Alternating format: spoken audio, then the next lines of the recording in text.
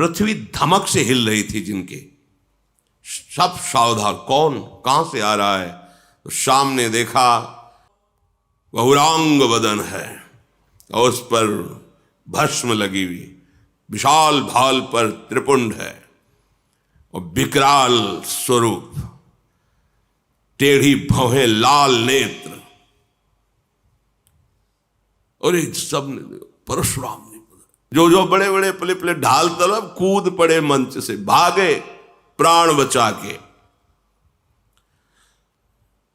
भगवान परशुराम जी का आगमन हुआ। वस्त्र तो मुनियों के से है, वलकल की लंगोटी, मृग शर्म बंधा हुआ, पीछे 2 तोड़ीर, दाहिने हाथ पे फरसा, बाएं हाथ पर धनुष और सिंहवत चाल। उनका सेवक होगा मेरा और मेरे आराध्य देव का धनुष भंग करेगा। अरे सेवक वो होता है जो स्वामी को प्रसन्न करे, सेवा के द्वारा सेवकाई करे। ये तो दुश्मन का काम किया है, वो मेरा सेवक हो सकता है। जिसने भगवान शंकर के धनुष को तोड़ा है, शास्त्रा हुआ, वो अर्जुन के समान मेरा वो दुश्मन है। सामने उपस्थित हो, नहीं पूरी सभा को काट डालेंगे। सो बिलगाई बिहाई समाजा, न तुम्हारे जय है सब राजा।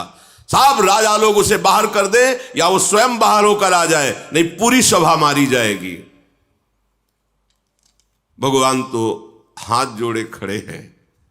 लक्ष्मण जी उछल पड़े, विश्वामित्र जी के बगल में बैठे हुए थे, आए और कहा महाराज एक धनुष पे इतनी गुस्सा की जाती, हमने तो सैकड़ों धनुष तोड़े बाल्यावस्था में, जहां खींचते थे टूट जाता था, कभी आप नहीं आए गुस्सा करने के लिए। इस धनुष में क्या खास बात है जो आप इतना उछल रहे, क्रोध कर रहे, और सब मारे जाएंगे, सब मारे जाएंगे।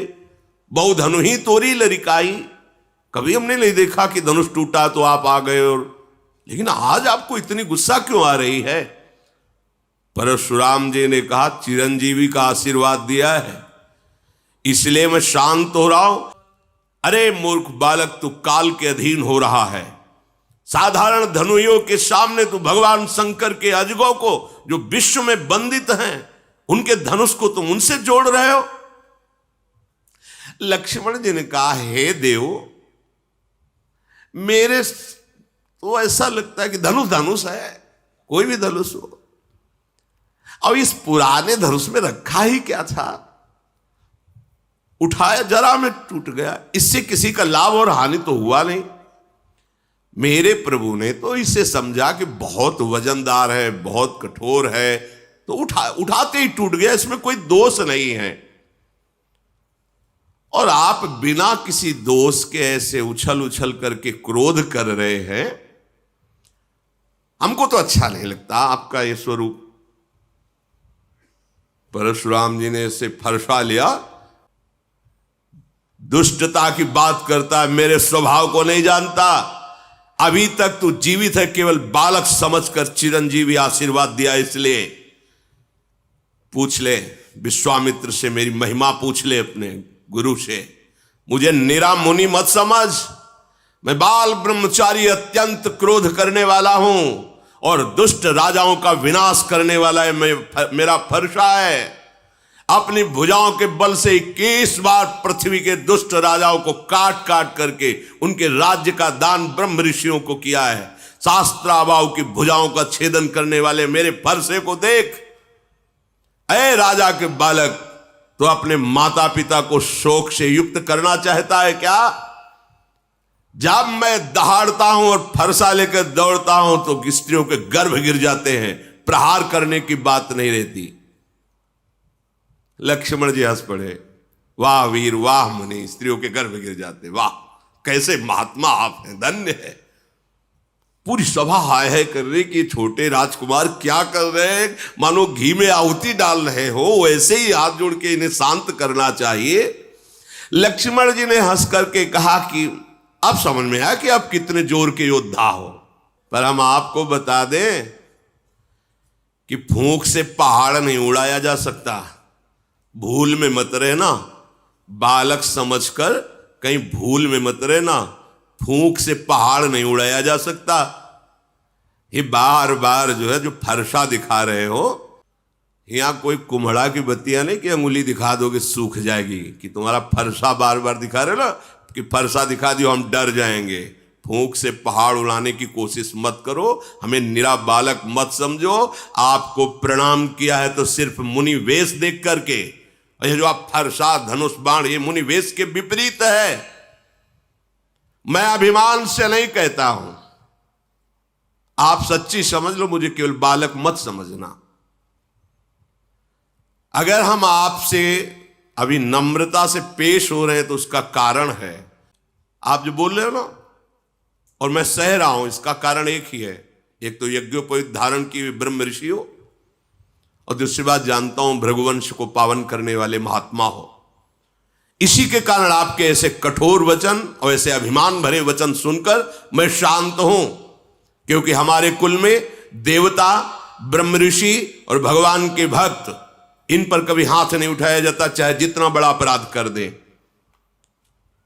हमारे कुल में वीरता इन पर नहीं दिखाई जाती। आप ब्रह्म ऋषि है, महात्मा है, भगवान के भक्त पर, महात्मा पर, ब्रह्म ऋषियों पर हमारे कुल में कभी हाथ नहीं उठाया जाता, क्योंकि इनको मारने से बहुत बड़ी ब्रह्म हत्या लगती है, और अगर इनसे हार जाए तो बड़ी भारी अपकीर्ति होती है। फिर भी हम आपके पैरे ही पड़ रहे हैं कि आप शांत हो जाइए। आपको ज्यादा ये अस्त्र शस्त्र दिखाने की जरूरत नहीं, क्योंकि आपके वचन ही करोड़ों वज्र के समान हैं, तो और अस्त्र प्रहार करने की जरूरत क्या है। आपने बेकार में फरसा धारण कर, फरसे से ज्यादा तो आपके वचन है कठोर, अर्थात मुनि के वचन बहुत मृदु, शांत और समदर्शिता से युक्त होने चाहिए, वो आपके हैं नहीं। अगर आपको हम कुछ अनुचित बोल रहे हो तो आप उसका लक्ष्य ये समझ लेना, आपके पास धनुष बाण और फरसा देख करके। अगर आप केवल मुनि बन करके आते तो अर्घ पाद्य देकर आपके चरणों में हम बैठे रहते। पता नहीं क्या हो रहा है कि लक्ष्मण जी बोल रहे हैं और परशुराम जी का हाथ काम नहीं कर रहा, नहीं उनके सामने कोई बोल सके। अब विवश हो गए। विश्वामित्र जी का समझाओ ना अपने चेला को, बहुत उद्दंडता कर रहा है। कौशिक सुनो मंद यह बालक, कुटिल काल बस निज कुल घालक, भानुवंश राकेश कलंको, निपट निरंकुश अबुद असंको। विश्वामित्र जी समझाओ ना इसे, बड़ा कुबुद्धि है, कुटिल है, ये काल के बस हो रहा। अगर हमारा फरसा चला तो इसके ऊपर ही नहीं, पूरे इसके वंश का विनाश कर देंगे। ये तभी निकलता है जब कमजोर हो जाता है सामने वाला। हमारी बात बताओ ना कि हम कौन हैं। अभी एक क्षण में काल का ग्रास हो जाएगा। मैं पुकार करके कहता हूं, इसके बाद कोई मुझे दोष मत देना। लक्ष्मण जी ने कहा, महाराज दूसरे को बताने की जरूरत ही नहीं। आपका यश, जब से आप आए तो अपने मुख से इतनी बार यश कह चुके हैं कि दूसरे को परिचय बताने की जरूरत नहीं। आप बार बार फरसा उठा बता चुके हैं। अगर अभी कुछ और रह गया हो तो और बता दीजिए। सब कह रहे कि ये जो गौरवर्ण का कुमार है तो बहुत ही विचित्र है। हमें लगता है भगवान आपको संतोष नहीं है। आप क्रोध मत रोकिए। आप वीरता का वेश धारण किए हैं, आप और बोलिए, जो कुछ करना चाहे आप कर लीजिए। आप क्रोध को रोकिए मत। पर आपको जरूर ये कहता हूं कि साधु के वेश में शोभा नहीं देता। हमने तो देखा है कि जो वीर योद्धा होते हैं वाणी से नहीं बोलते, उनका काम बाणों से होता है। वो आप जब से आए वाणी से ही बोलते जा रहे हो। सारी सवाल कार्य किसी तरह इस कुमार को चुप करो, कहीं ऐसा ना हो कि कुछ अमंगल हो जाए। वो इधर लक्ष्मण जी ने कहा कि डींग हाँकना बंद करो महाराज, अब अपनी वाणी का वज्र प्रहार करना बंद करो। आप तो बार बार ऐसे धमका रहे हो, मतलब काल आपकी अंगुली के इशारे से ही चलता हो। लक्ष्मण जी की कठोर सुनते ही परशुराम जी ने भयानक फरसा संभाला और हाथ में लिया और बोले, आप दोष मत देना, मैं इसकी अभी गर्दन उतारता हूं। बहुत बचाया पर अब ये बचेगा नहीं। विश्वामित्र जी आ गए, क्षमा कीजिए, क्षमा कीजिए। देखो, बालकों की बातों पर आप जैसे महान ऋषि ध्यान नहीं देते, इनका स्वभाव ही ऐसा होता है। परशुराम जी ने कहा, मैं कुछ समझ नहीं पा रहा हूं कि वही मैं परशुराम, वही मेरा फरसा, मेरे हृदय में दया का लेश नहीं, और गुरुद्रोही मेरे सामने कठोर वचन कह रहा, मैं कुछ कर नहीं पा रहा। ये उत्तर पर उत्तर दिए जा रहा है, मैं इसे मार नहीं पा रहा। विश्वामित्र जी, हमें लगता है तुम्हारा प्रेम काम कर रहा है, कि हमारा तुम्हारा पहले का प्रेम है और तुम्हारे से, इसीलिए हमें लगता है हम इन्हें छोड़ रहे हैं, नहीं तो अब तक इस गुरुद्रोह करने वाले को मैं यमपुर पहुंचा देता। विश्वामित्र जी हंस करके सोच रहे कि मुनि को सब हरा ही हरा नजर आ रहा है, जैसे सावन में कोई अंधा हो जाए तो हरा ही हरा। इनको ये राजकुमार राजे कुमार नजर आ रहे, अभी इनकी दिव्य दृष्टि खुली नहीं कि देख पावे कि कौन है, चराचर के स्वामी सामने खड़े हैं। श्री राम और लक्ष्मण को साधारण क्षत्रिय समझ रहे हैं। विश्वामित्र जी ऐसा मन में सोचकर सावधान कर रहे, शांत। लक्ष्मण जी पीछे से विश्वामित्र जी के कहा कि महाराज, आपका सील और स्वभाव देखकर, क्या सील है, नम्रता है आपकी, और क्या स्वभाव है आपका, और हंस दिए। हम बतावे आपका सील स्वभाव? माता का गला उतारा है फरसे से, बड़ा सील है। अरे सब कह रही क्या, मतलब लक्ष्मण जी में भय कहां, भगवान शेष के अवतार है। मैं अच्छी तरह से जानता हूं आप अपने माता की ऋण से ऋण हुए और पिता की ऋण से। अच्छा, गुरु का जो ऋण है वो आप उतारने के लिए मेरे भरोसे आए हो कि अब मैं इनको मार दूंगा तो गुरु ऋण से ऋण हो जाऊंगा। अच्छा, तो ब्याज सहित बताइए आपका गुरु ऋण क्या है, मैं चुका दूं। बुलाइए किसी हिसाब करने वाले को और बताइए आपके गुरु ऋण में मैं क्या चुका दूं। भगवान परशुराम, आप तो नहीं बचेगा। और एकदम लक्ष्मण जी ने कहा, फरसा मत दिखाओ मुझे बार बार।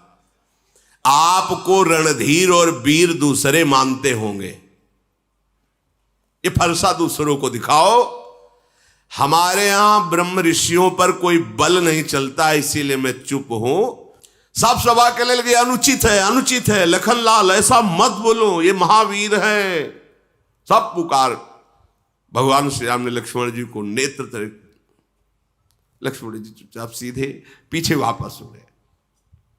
परशुराम जी क्रोध की अग्नि बढ़ रही। भगवान श्री राम फिर शांत, नाथ शांत हो जाइए, नाथ करहु बालक पर छोहू, सूद दूध मुख करी न कोहू, जो पै प्रभु स्वभाव प्रभाव कछु जाना, तो कि बराबर करत आयाना। क्षमा क्षमा प्रभु, क्षमा कीजिए, ये सीधा साधा दुधमुहा बच्चा है लक्ष्मण, कुछ बोल दिया, वो आपके प्रभाव स्वभाव को नहीं जानता, अभी तो बच्चा है, बेसमझ है।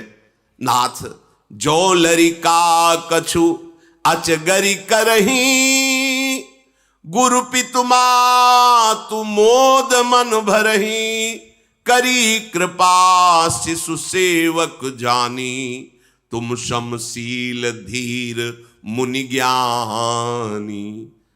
बालक है, बालकों की चपलता देखकर माता पिता गुरु नाराज नहीं होते हैं, मोद धारण करते हैं।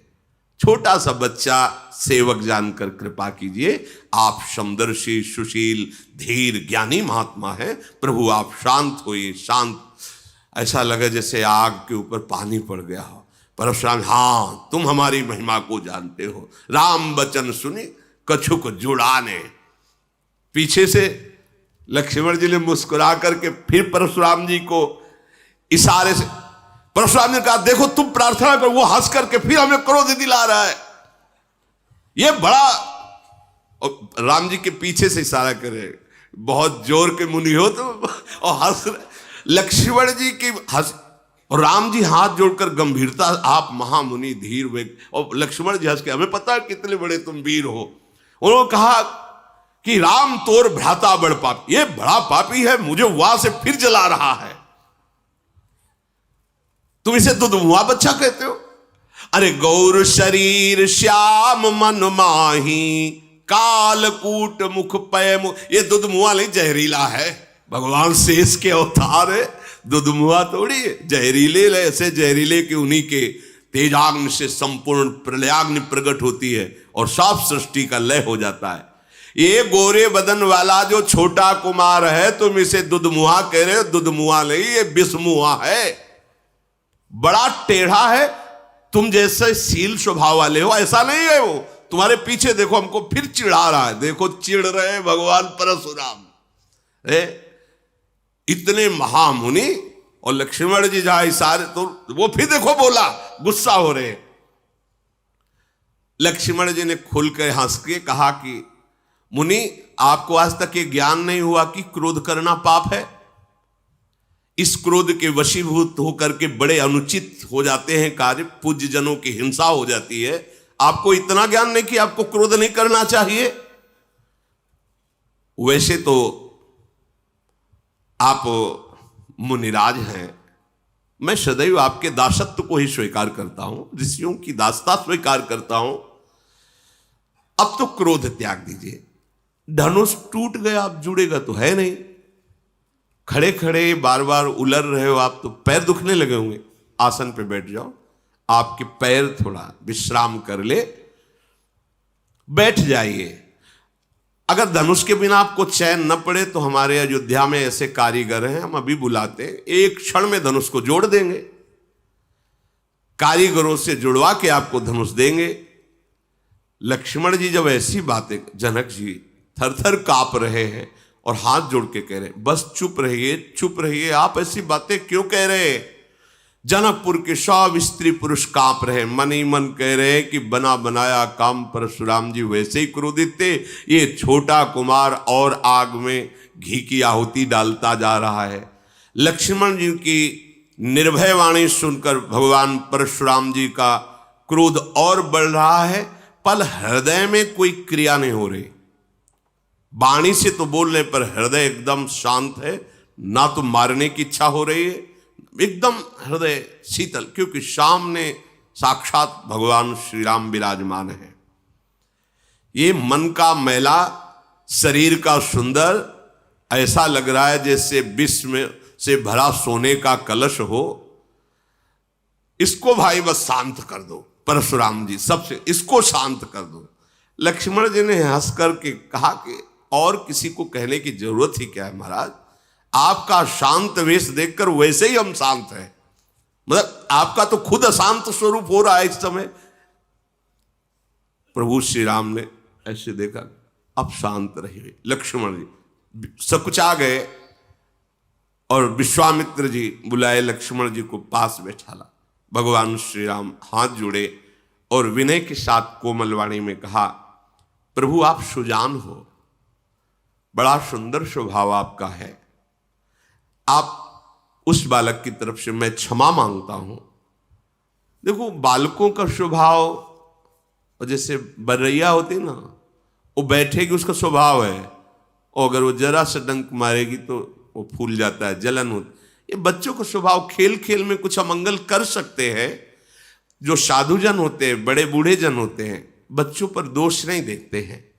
आप कृपा करो, नाथ जानना चाहते हो कि धनुष भंग करने वाला अपराधी कौन है? तो अपराधी मैं आपके सामने हूं। ये धनुष भंग अपराध मेरे से हुआ है। यदि आप अपराधी जानना चाहते हो तो मैं हूं। स्वामी, अब चाहे आप कृपा करो या क्रोध करो, वध करो या बंधन में डाल दो, जैसा आप समझे। मैं आपका दास हूं, आप जैसा चाहें वैसा आप हमारे साथ बर्ताव करें। मुनिराज, जिस तरह से आपका क्रोध दूर हो वो उपाय कर लो। मुनि ने कहा कि क्रोध कैसे जाए? अब भी वो विश्वामित्र जी के पास बैठा हुआ टेढ़ा ही हमारी तरफ देखा, और इनकी भी दृष्टि वही लगी लक्ष्मण जी के ऊपर। वो होता है ना, एक बात और है, जो चिढ़ने लगे ना तो उसको लोग और चिढ़ाते हैं। जैसे तुम्हें कोई कहे चिढ़ा, और आप चिढ़ो ना तो फिर वो धीरे धीरे शांत हो जाएगा। और परशुराम जी चिढ़ रहे, ऐसा स्वभाव कभी नहीं देखा गया इनका। पर आज भगवान का प्रभाव और स्वभाव ऐसा है कि वो सब है तो भगवान के अंश ही ना, वो अहंकार नहीं रहने देते। किसी सुनहु राम कर सहज स्वभाव, जन अभिमान न राखे काऊ। परशुराम जी की विनय राम जी कर रहे, पर राम जी पर नहीं देख रहे, लक्ष्मण जी की तरफ देख रहे। जो विश्वामित्र वहां से वो मुस्कुरा के ऐसे बोले, फिर भी देखो वहां से हमारी हंसी उड़ा रहा है और वो टेढ़ा ही देख रहा है। अब तो इसकी गर्दन पर कुठार ना चलाया तो मेरा क्रोध करना व्यर्थ चला जाएगा। अरे जिस कुठार की घोर आवाज सुन करके दुष्ट राजाओं की स्त्रियों के गर्भ नष्ट हो जाते थे, उस फरसे को मैं धारण किए, फिर भी ये राजपुत्र जीवित है, मेरा हाथ क्यों नहीं चल रहा? मेरे क्रोध से तो छाती जल रही, पर मैं कुछ कर क्यों नहीं पा रहा? क्या हो रहा है मेरे को? ये विपरीत दशा कैसी, ये विपरीत स्वभाव कैसा?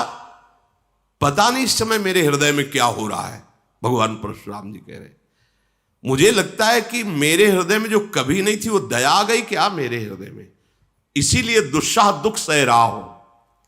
लक्ष्मण जी ने वही से मुस्कुरा के कहा, सिर नवा के, कि महाराज आपकी दया भी आपके स्वरूप के अनुकूल ही है। मतलब दया भी, ये दया है, हाहाकार मचा दिए, ये दया है आपकी, ऐसा मान। और आप जब बोलते हैं महाराज तो ऐसा लगता है फूल झड़ रहे हैं। महाराज जब आपकी दया में ये हालत है तो जब आप निर्दयता करते होंगे तो क्या होता होगा? दया में तो जल रहे हैं और जब निर्दयता आएगी तो क्या होगा? अगर क्रोध आ गया तो हमें लगता है आप ही का शरीर भस्म हो जाएगा। परशुराम का देखा जनक, देखा, अब हम शांत हो रहे थे, फिर इसने आग लगा दी है, अब तो पक्का ये यमराज का अतिथि बनेगा। नहीं तो एक बात है, इसको मेरी आंखों के सामने से हटा दो। पता नहीं क्या हो रहा, परशुराम जी बार बार कहते पक्का, और फिर बोले एक उपाय है जनक जी, इसको सामने से हटा दो, मेरे सामने से हटा दो। ये राजपुत्र को देखते ही मुझे गुस्सा। लक्ष्मण ने हंसकर कहा, महाराज उनको हटाने की जरूरत नहीं, ऋषियों का एक स्वभाव होता है, जिसे नहीं देखना चाहते आंख बंद कर लेते हैं। आप आंख बंद कर लीजिए तो मान लीजिए कोई है ही नहीं। लक्ष्मण जी ने कहा, मूंदे आंख कतहु को नहीं, हटाने की जरूरत नहीं, आप अपनी आंख मूंद लीजिए। परशुराम तब राम प्रति बोले उरयति क्रोध, शंभुसरासन तोरि सठ करसि हमार प्रबोध। क्रोध धारण करते हुए भगवान राम से कहा, तू भी उसी का भाई है ना?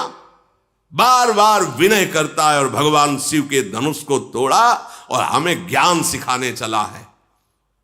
तेरा भाई तेरी ही सम्मति से मुझे कटुवचन बोलता है और तू आकर छल से हाथ जोड़कर मुझे शांत करना चाहता है।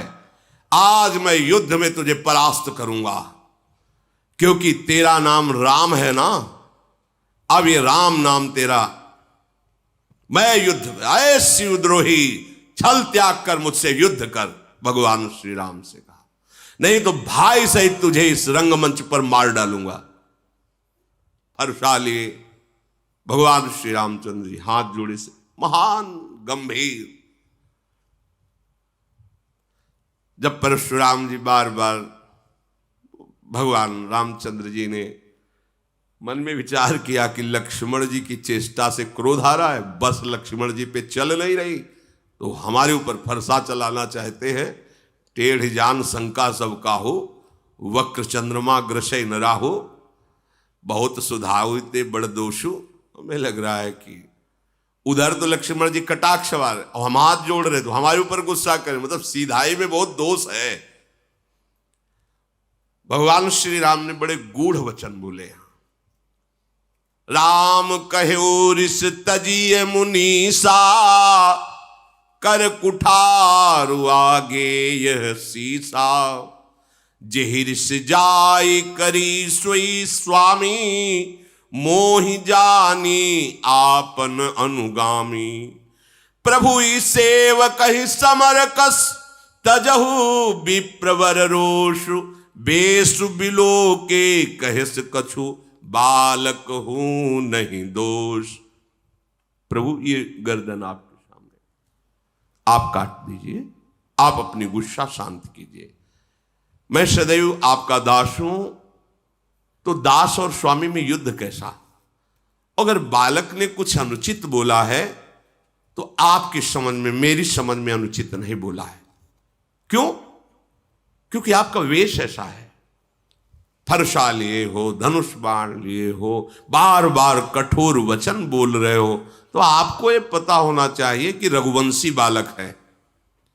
सामने आकर के अगर कोई ललकारे तो दैन्य वचन और दैन्य चेष्टा करना ये रघुवंशियों में नहीं है। आपका कुठार बाण धनुष ये देख करके, वीर समझ करके वो बालक ऐसा बकाया अनुचित नहीं है आपके भेष के अनुसार। यदि आप कमंडल कुशा आसन साष्टांग दंडवत करके हाथ जोड़ करके खड़ा रहता, मुझे पता है आप बार बार फरसा धनुष, मैंने ये किया, मैंने वो किया, ये वीर वेश वीर वार्ता सुन करके उसके मन में जो बात आई वो कह दिया, वो दोष नहीं है।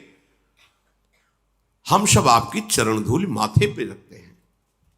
क्षमा, आप शांत रहिए, बहुत क्षमा होनी चाहिए आपके अंदर, दया होनी चाहिए, आप ऋषि हैं। अब प्रभु आप जो कह रहे हैं कि हमसे युद्ध के, तो युद्ध तो हो ही नहीं सकता क्योंकि आप स्वामी मैं सेवक हूं। और रही राम नाम की बात कि ये नाम, तो वैसे भी आपका हमारे से नाम बड़ा है, परशु सहित बड़ा। हमारा तो एक छोटा सा नाम राम और आपका परशुराम कैसे हो सकता है? हमारी आपकी होड़ कैसे हो सकती है? प्रभु मैं तो केवल एक ही गुण ये धनुष धारण करता हूं, आप शम दम तपस्या शौच क्षमा सरलता ज्ञान विज्ञान आस्तिकता, ये 9 गुण धारण करते हैं। हम सब प्रकार से आपके दास हैं, आपको आप क्षमा ही करनी चाहिए, ये बात नहीं कहनी चाहिए कि युद्ध कीजिए। भगवान श्री राम परशुराम जी को बार बार मुनि विप्रवर ऐसा कहा। परशुराम जी क्रोधित होकर ठहाका मारकर बोले, समझ गए तुम मुझे कोरा मुनि ही समझते हो, समझ गए, तुम ही मुझे कोरा मुनि ही समझते हो। मैं ऐसा ब्रह्म ऋषि नहीं हूं जैसा तुम समझते हो।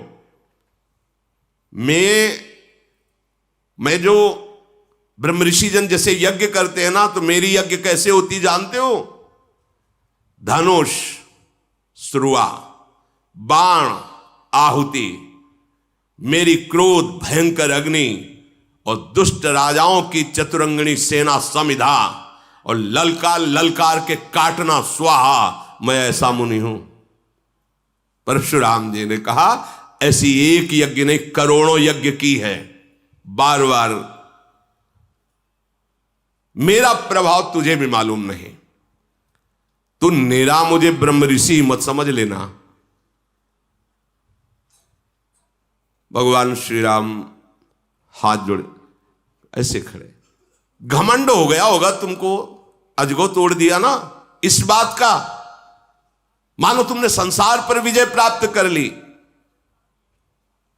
प्रभु ने कहा विचार कर बोलिए, विचार कर बोलिए, बहुत कड़वा बोल रहे हो आप। मेरी अगर भूल भी मानते हो तो बहुत छोटी सी, पर आपका ये जो इस समय वचन निकल रहा है बहुत कड़वा है।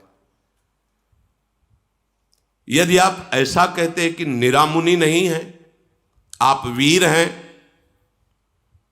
तो क्षमा कीजिए, फिर मेरी बात सुन लीजिए। त्रिभुवन में कोई ऐसा योद्धा पैदा ही नहीं हुआ जिसके आगे राम का मस्तक भयवश नमन करे। अगर आप ऐसा समझते हो कि आप बार बार मुझे मुनि समझता है, ब्रह्म ऋषि समझता है, तो आप एक बात समझ लो, त्रिभुवन में कोई ऐसा योद्धा वीर पैदा ही नहीं हुआ कि राम का मस्तक उसके सामने भययुक्त होकर झुक जाए।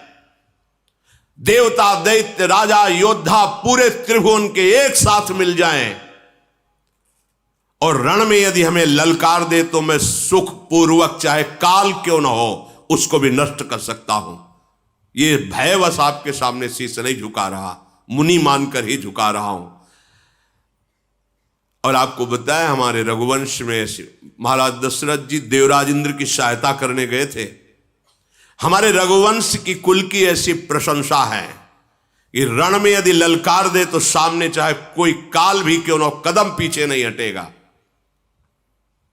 परशुराम जी के शरीर में कंप शुरू हो गया जब राम जी बोले कि आप अगर ऐसा समझते हैं कि मैं बार बार मुनि और ऋषि कह रहा हूं तो आप ऐसे ऋषि नहीं, आप महावीर। तो आप इतना समझ लीजिए, भयवश राम का सिर झुक नहीं सकता, चाहे त्रिभुवन एक साथ होकर के लड़ ले, चाहे काल के सामने खड़ा हो। रघुवंशी कभी कदम पीछे नहीं हटा। फिर हाथ जोड़ा राम जी ने, कहा ऐसा होने पर भी आपके चरणों में प्रणाम है, मैं आपका दास हूं। और जो आपसे भयभीत हो गया वो जगत से निर्भय हो जाता है। जो आपसे भयभीत हो गया वो जगत में निर्भय हो जाता है। विप्रवंश के अस प्रभुताई, अभय होए जो तुम्हें डराई। नाथ, जो आपसे डर गया वो त्रिभुवन में निर्भय हो जाता। परशुराम जी की बुद्धि काम नहीं कर रही कि एक बार इतना शब्द मेरे सामने कह देना कि भयवश में सर नहीं झुका रहा, अगर काल भी हो तो राम का सर भयवश नहीं झुकेगा। मतलब वीरता ऐसी और बुद्धिमत्ता ऐसी कि आपको जो डर जाए तो त्रिभुवन में निर्भय हो जाए। बार बार वो सोच रहे हैं भगवान के गूढ़ वचन को कि ये सामर्थ्य तो एकमात्र मेरे आराध्य देव में है, हरि में, दूसरे में तो है नहीं। भगवान परशुराम जी ने कहा कि मुझे कुछ संशय हो रहा है, प्रभु निवारण कर लीजिए। तो उनका एक बार भगवान विष्णु ने मुझे अपना ये सारंग धनुष दिया था, कहा था कि मेरा अवतार होगा तब मुझे समर्पित कर देना। मेरे संशय निवृत्ति के लिए आप क्या इस धनुष पर प्रत्यंचा चढ़ा सकते हैं? भगवान ने कहा आदेश कीजिए आप। तो उनका मेरे संशय के नाश के लिए आप इस पर प्रत्यंचा चढ़ा दीजिए, क्योंकि दूसरा त्रिभुवन में कोई नहीं जो भगवान श्री हरि के सारंग धनुष पर प्रत्यंचा चढ़ा सके। वो केवल वही चढ़ा सकते हैं, दूसरा नहीं। तो जे ही देने को हुए तो अपने आप धनुष प्रभु के हाथ में जाके विराजमान, क्योंकि उन्हीं का नित्य पार्षद है। भगवान ने एक क्षण में खींचा, प्रत्यंचा चढ़ाई, अमोघ बाण संधान किया, देत चाप आप ही चल गयऊ, परशुराम मन विस्मय भयऊ। जाना राम प्रभाव तब, पुलक प्रफुल्लित गात, जोरी पानी बोले बचन, हृदय न प्रेम अमात। आहा, मैं जान गया, मैं जान गया, क्षमा कीजिए प्रभु। पुलकित हो रहे भगवान परशुराम ने, हाथ जोड़कर हृदय में प्रेम नहीं समा रहा। ओहो रघुकुल रूपी कमल वन के सूर्य, मैं समझ गया आप कौन है। आप भगवान श्री हरि है।